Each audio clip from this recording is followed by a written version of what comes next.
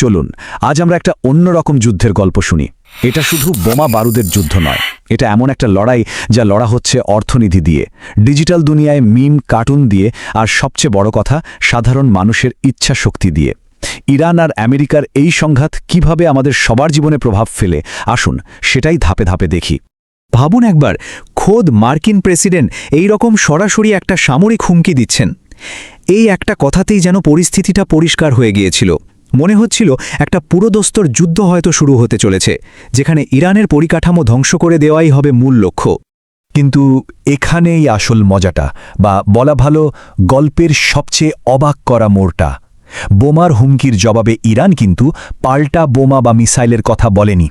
তাদের জবাবটা ছিল একেবারেই অন্যরকম, সৃজনশীল। আর এটাই এই পুরো সংঘাতের মূল সুরটা বেঁধে দেয়। এটা ছিল অসম শক্তির এক অসম লড়াই। তো প্রথম যে বিষয়টা আমরা দেখব সেটা হলো জনগণের শক্তি। কিভাবে একটা দেশের সাধারণ মানুষ একজোট হয়ে সামরিক হুমকির সামনে একটা মানব ঢাল বা হিউম্যান শিল্ড তৈরি করে ফেলল। একদিকে রাষ্ট্রীয় শক্তি আর অন্যদিকে জনতার প্রতিরোধ। স্ক্রিনে এই বৈপরীত্যটা একবার দেখুন। একদিকে বলা হচ্ছে পাওয়ার প্ল্যান্ট, ব্রিজ সব বোমা মেরে উড়িয়ে দেওয়া হবে, আর অন্যদিকে কি হচ্ছে, সাধারণ মানুষ নিজেদের শরীর দিয়ে সেই সব জায়গা ঘিরে দাঁড়াচ্ছে। একজন শিল্পী গিটারের মতো একটা বাদ্যযন্ত্র নিয়ে পাওয়ার প্ল্যান্টের বাইরে বসে সুর বাজাচ্ছেন শান্তির জন্য। ছবিটা একদম পরিষ্কার, তাই না? আর ভাববেন না যে এটা হঠাৎ করে হয়ে যাওয়া কোনো ঘটনা। এর পেছনে ছিল দারুণ একটা পরিকল্পনা। সাধারণ মানুষকে এক করার জন্য SMS ক্যাম্পেইন চালানো হয়েছে। আর এই মানব শৃঙ্খল বা হিউম্যান চেনের আইডিয়াটাই কিন্তু এসেছিল দেশের তরুণদের মাথা থেকে। শিল্পীরাও পিছিয়ে ছিলেন না, তারা নিজেদের শিল্পকেই প্রতিবাদের ভাষা বানিয়েছিলেন। মানে পুরোটাই ছিল একটা সংগঠিত নাগরিক আন্দোলন। আচ্ছা, মাঠের লড়াই তো দেখলেন, এবার চলুন এমন একটা যুদ্ধক্ষেত্রে যেখানে কোনো বন্দুক বা বোমা চলে না। এই যুদ্ধটা হয় আমাদের ফোনের স্ক্রিনে, আমাদের কম্পিউটারে। হ্যাঁ, আমি ডিজিটাল ফ্রন্টের কথা বলছি। এখানে জনমত তৈরি করাটাই আসল লক্ষ্য। ব্যাপারটা দেখুন, ওরা কি দারুণ সব আইডিয়া বের করেছে। লেগোর মতো খেলনা দিয়ে ওরা মিলিটারি অ্যাকশনের প্যারোডি বানাচ্ছে। দূতাবাসগুলো থেকে এমন সব কার্টুন ছাড়া হচ্ছে যা সরাসরি মার্কিন লিডারশিপকে নিয়ে মজা করছে। ভাঙাড়ির গাড়িতে করে F-35 জেটের রেপ্লিকা নিয়ে যাওয়ার ভিডিও, এগুলো আসলে এক একটা ডিজিটাল মিসাইল। আর সবচেয়ে মজার ছিল বুলগেরিয়ায় ইরানি দূতাবাসের ওই টুইটটা, যেখানে তারা ট্রাম্পের বারবার বদলে যাওয়া অ্যাটাকের ডেডলাইন নিয়ে ব্যঙ্গ করেছিল। এটাই ডিজিটাল যুগের গেরিলা যুদ্ধ। এই লড়াইটা কিন্তু শুধু ইরান আর আমেরিকার মধ্যেই আটকে ছিল না, এর আঁচ এসে পড়েছিল সারা বিশ্বে, বিশেষ করে আমাদের সবার পকেটে। কারণ এই সংঘাতটা সরাসরি আঘাত এনেছিল বিশ্বের জ্বালানি সরবরাহ ব্যবস্থায়। চলুন দেখি কিভাবে একটা আঞ্চলিক সংঘাত আমাদের দৈনন্দিন জীবনে প্রভাব ফেলে। পেট্রোকেমিক্যালস নামটা শুনে হয়তো খুব কঠিন লাগছে, কিন্তু সহজ করে বললে এটাই আধুনিক পৃথিবীর প্রায় সবকিছুর মূল উপাদান।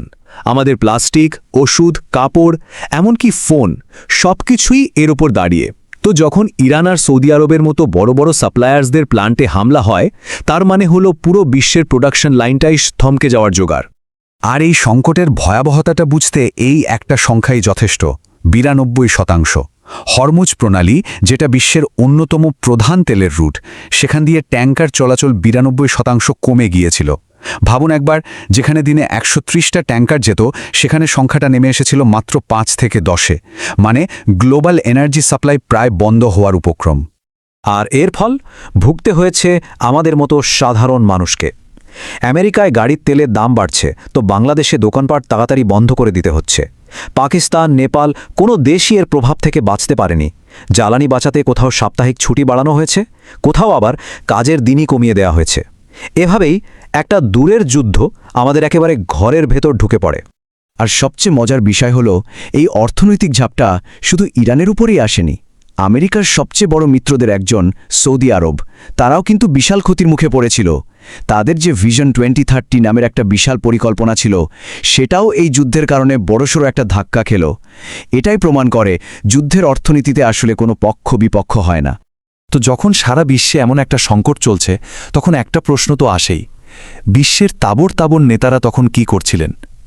চলুন শেষ অংশে এই প্রশ্নটারই উত্তর খোঁজার চেষ্টা করি। G20, ব্রিক্স, G7, কোয়াড, কত বড় বড় জোট, তাই না?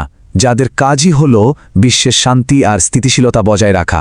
কিন্তু এই ভয়াবহ সংকটের সময় তাদের ভূমিকাটা ঠিক কী ছিল? আর এখানেই আমরা আমাদের আজকের আলোচনাটা শেষ করব এই একটা বড় প্রশ্ন রেখে, যখন একটা সংঘাত গোটা বিশ্বের অর্থনীতিকে নাড়িয়ে দেয়, যখন সাধারণ মানুষকে তার দাম দিতে হয়, তখন এই বিশ্বনেতারা কোথায় থাকেন? এই প্রশ্নটা শুধু আজকের জন্য নয়, হয়তো আগামী দিনের জন্য আমাদের সবাইকে ভাবতে হবে।